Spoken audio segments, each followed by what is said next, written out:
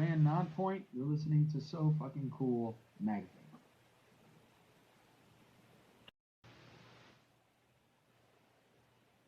I think that's that. All right. Something cool here with Elias from Nonpoint. How you doing, man? How you doing, brother? How's the tour going? It's going great. It's actually double duty for you, right? Um, You got the Alter Bridge tour, and at the same time, you're going back and forth on headlining things. oh yeah, just to fill in holes here. Well, that's what I'm saying. Yeah, yes. Usually, everyone gets a break here or there, but you guys No are break. going to keep on No pushing. break for us. Ever. Very cool. Very cool.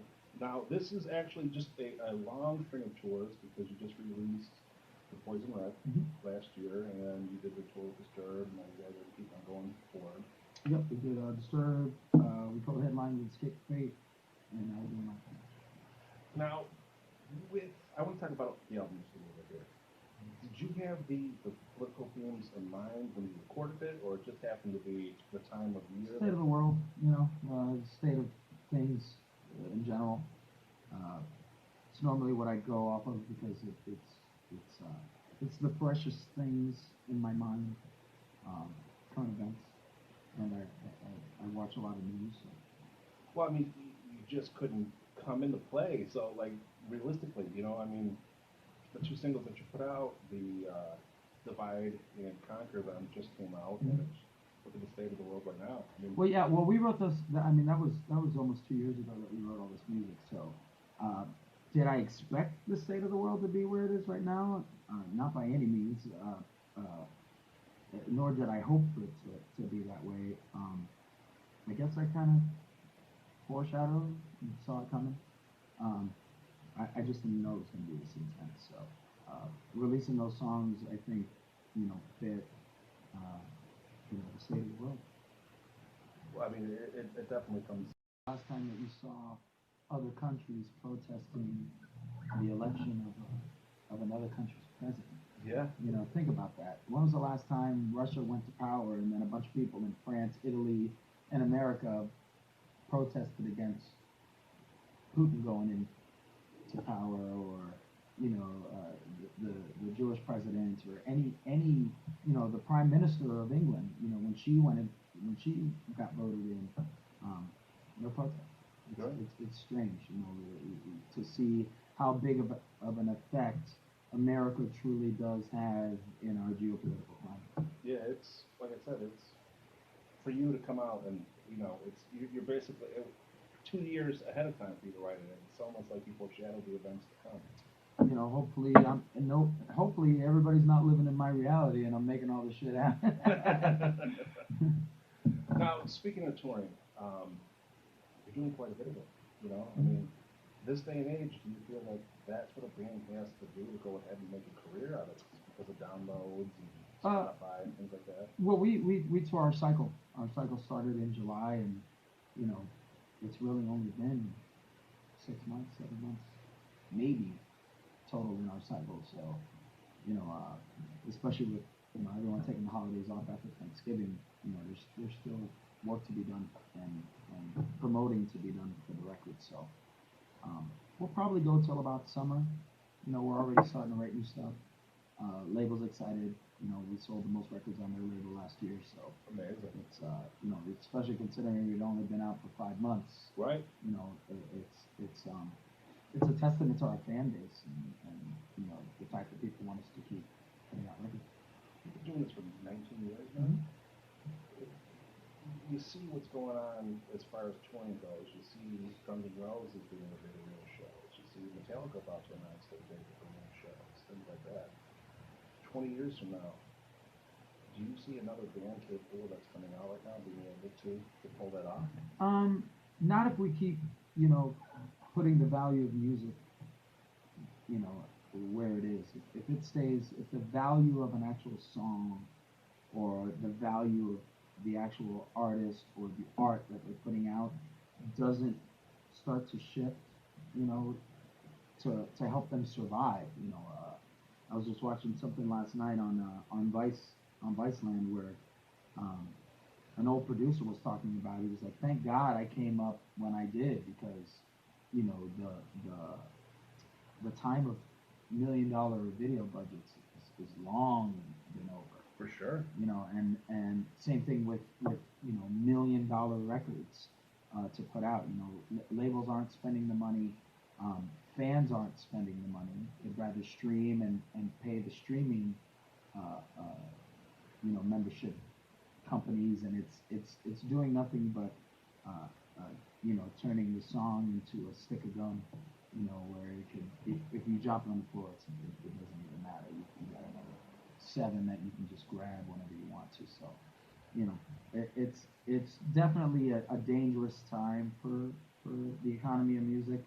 Um, you know, people really don't know what they're getting these days, especially with you know the amount of tracks and lip syncing and you know everything that's going on in the live section of rock music in general. I mean, there's not bands that do it for real anymore.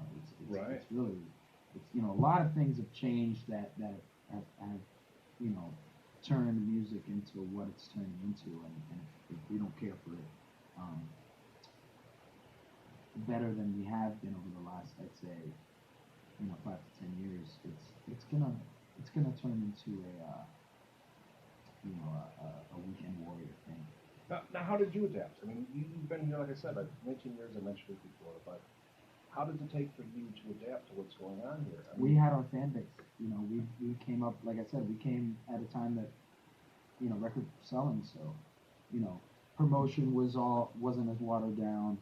Um, you know, labels, conglomerates, advertisers all spend money on banners. You know, you see it yourself. An ad pops up on YouTube. It's like you're just waiting for that skip ad button to just show up, so you can just click it and be done with it. You're not paying attention. So you know, advertising dollars are still being spent, but they're not really doing anything. So the actual promoting of the bands, though you're spending the money, is so oversaturated with you know the not only the ability to not look at the advertisement, but to just not have to deal with it, you know, in general. You know, you can just start typing up names of bands or genres of bands and literally go through YouTube, and not spend a dime, and right. listen to the same playlist every single day for a year if you wanted to. And all that does is like I said, put money in the pockets of not even the labels of you know streaming companies and you know online pirates that are just dropping you know records that don't even get sold through the label. Now, how does that affect you as an artist, though? I mean, this is your living. This is your career. Like I said, it devalues the band. It devalues the genre. You know, it's harder for bands to survive. That puts the emphasis on touring now, because that's basically your bread and But butter if now. but if they're not buying the record, they're not buying the tickets. Right. 90% of the time, you know, because they don't know about it. You know, you it's next to impossible to grassroots anymore and draw people to your venue if all they got to do is click YouTube, or all they got to do is hit Spotify. You know, it doesn't really give anyone the incentive to go out. You know, and even if they see it, they can literally watch an entire show on YouTube.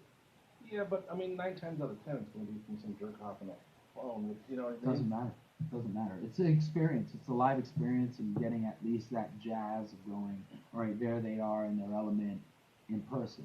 And you know, that's one of the reasons that Mudvayne, way back in the day, you know, didn't allow private videotaping in the shows, because it really, you know, people would have to talk about it, then go to the show to experience it. So, you know, it gives people, you know, the choice. You either are a fan of it and, you know, invest in, you know, the survival of that band by, you know, paying for the things that you should pay for: a show, a song, a record.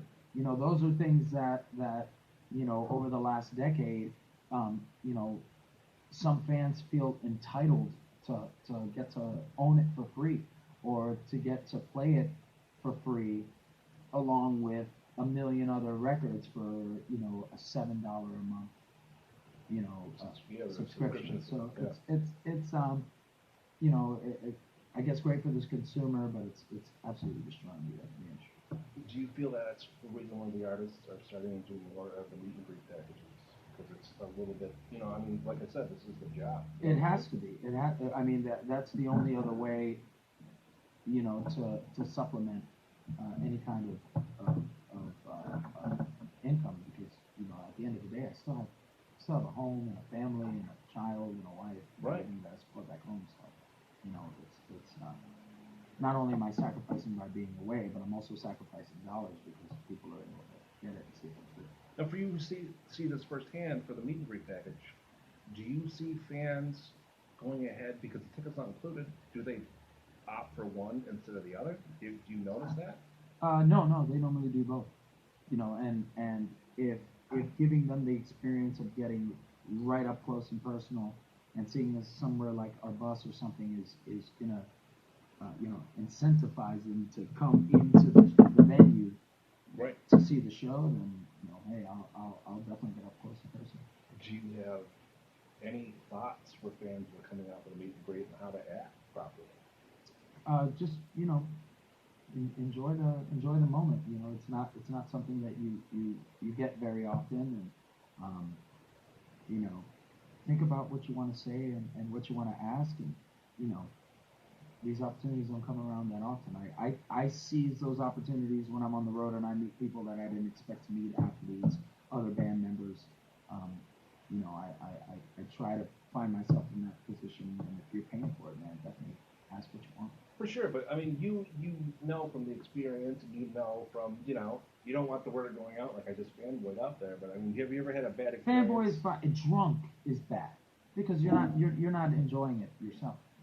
Right. You're not really even remembering it half the time. So I would say don't be too shit faced when you come in.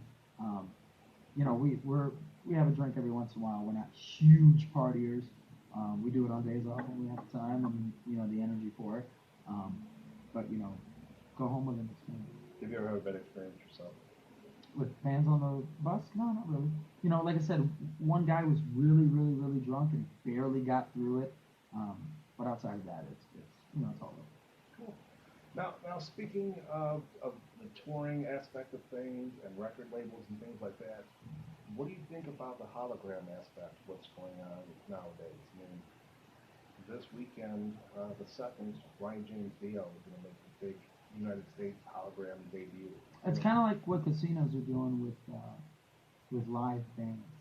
Now they're just putting up 6 and 8 foot tall screens and putting digital, an actual video of a band that they just videotape like 50 cover songs and then just have them playing on a screen so you don't have to pay the band. Right. Eventually that's what you're moving towards. Which is, I mean, if that's how my fans want to see me, if they'd rather see me hologram, that means I can stay home with my family. So, no cost for bus, no cost for any of that stuff. I'll just send a truck and a bunch of shit. But, I doubt very seriously that's gonna take over. Would you personally ever go see a hologram act? I mean, No. like I said, Ronnie James is coming. Of course not. Would you see a Lemmy? No, I have enough problems with acts that have entire verses and choruses on tracks. If I wanted to pay to hear you sing over your CD, I wouldn't have paid. Right. So that's my main thing. Is have a little fucking pride and a little self-worth in what you do for a living. Get up there and do it for real. For and sure. if you can't, pack the fuck up and go the fuck home. Definitely, 100% on that. Now, you do a bunch of festivals as well as shows like that. I mean, have you ever come to a circumstance where you knew that one of these acts were doing a pre-recorded show? And I've heard of labels coming out to see acts and telling them that if they don't lose the tracks, that they're going to get dropped. I mean, I'm not the only one that feels passionate about the opportunity being given. I work hard at what I do, and I put it all out there, and I make sure that I'm not a fucking asshole the night before, drinking myself into a hole, so I don't have a voice the next day. And if that's what you have to do to make sure that you have a good show the next day, lose the fucking tracks and don't get so shit-handed. Go to bed at a normal fucking time.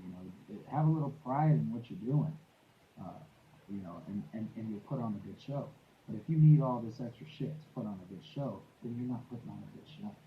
Now, you're speaking so adamantly about this topic. I mean, has there been a situation or you've been with a band that's on tour? Or? Oh, I've heard it. I've heard them I've heard tracks go down, and hearing the audience, and just watching new upcoming bands and new fans of the genre watching a band thinking that they're perfect, and hearing this perfection that isn't who or what they are, and watching those same people come off stage and then go straight into the dressing room and do 4 lines of fucking blow and drink a bottle of fucking Jack and stay up till 10 o'clock the next morning.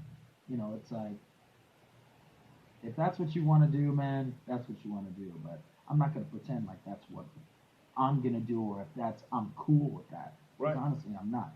Couple extra guitar tracks, maybe some backup vocals because your boys aren't the greatest singers and you lay down all the harmonies, on the record, and you're a band like Disturbed who has the crew and the fucking venue to do it. Totally different story. I get it. They have a lot more production. They do a lot more on their records that people expect when they go to the show. But when it comes to singing, that motherfucker sings. He sings his shit. And when it's tough, he sounds like it's a little tough, like he's done a couple shows in a row, and that I respect.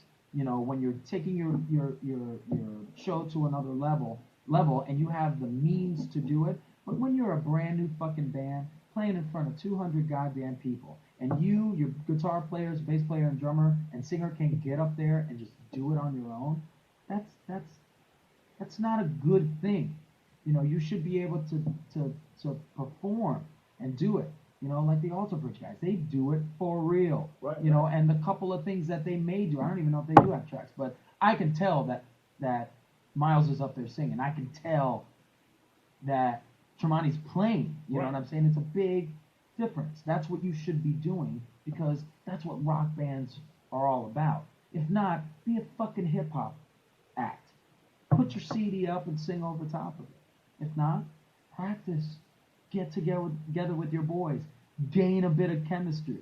Set your bar high. That will survive you. Because people are gonna start catching on eventually. Now, things like that, it just makes me think, like, I fear for the future of music. You know what I mean? I mean, like, I can't see there's going to be the next Ozzy, the next Axl. Well, there's bands that are doing it for real, that are keeping the genre honest. Like Crowbar. Okay. Great young upcoming band gets up there and does it. Wilson, another great energetic upcoming rock band that does it for real. The boys in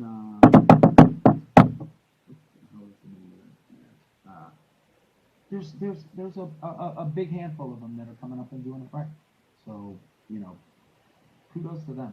Now, one way to prove that Non-Point is doing it right, I've read that there's some thoughts on acoustic tour that's going to follow up this. Yeah, we do a lot of acoustic stuff on the radio, and it gets a lot of comments. We won a couple of awards going in, broadcasting awards for doing acoustic stuff. So, we were throwing around the idea. We are a loud, live, energetic band, but people like that side of it. So we'll probably throw up a couple of dates and see what happens. Very cool. I mean, that is a way to let fans know that it's definitely you up there. There's no backing track. There's nothing in there. And it's another aspect of you that people can appreciate. I mean, somebody that's bought tickets to you for every tour that's come through, it's just like, oh my God, they're doing this version. I can't wait to see what that sounds like. Well, we switch it up a lot. We tend to really change up the music so people can concentrate on things like, different melodies and the lyrics and stuff like that. So, we have fun with it. Now, switching up a lot, do you have the same set throughout the tour, or do you have ideas of... Well, with this crowd, we're playing in front of a bunch of new faces. It's an older radio crowd, and though our stuff gets played on the radio, it's definitely, I can definitely see us converting people. So, we put a setup that we know is strong, that people are gonna connect with, and it took about 4 dates for us to really find that set. We don't just set it in stone and hope for the best by the end of the tour. We've changed it up a couple times, and we got it. Do you go back and forth on your headlining dates compared to the? Yeah. It's twice as many songs. Well, obviously, I mean, you guys are. Yeah. You know. But we definitely do just do our thing. We have a huge library and different types of songs, and anything from Bullet to In the Air. So we make sure that we span the globe of our music when we do our headline. Great. People want to follow up. They know more. I obviously see that you guys got stuff doing going on here. Mm-hmm. They want to follow up. They want to know more about the band. Are you social media friendly? Yeah. You go to the Facebook. Rob normally does all the updating on that. I'm more on the production side of things and the business side of stuff. He is really good about connecting with the audience and staying on top of them. I have my social medias too, so if you go to the main site, you can find us all and connect. We all have fan pages. I address our fans on my page, and they can hit me if they want. Perfect. And it's nonpoint.com? It's notpoint.com is our .com. It'll send you to our merch store, and we try to keep it as updated as possible. But if you really want the up-to-date stuff, our Facebook, which is facebook.com/nonpointworld. Awesome. And that'll keep you up to date with the tour touring. dates. You guys got everything that next month, and then I'm questions, assuming all that stuff. summer is going to be big. We're doing Trapped, us and Trapped, starting in April. We're going to take about a month off after this one, and then hit that up, and then maybe do 1 or 2 radio shows between now and maybe doing another one. Perfect. All right, man. Thank you for your time. Thank you.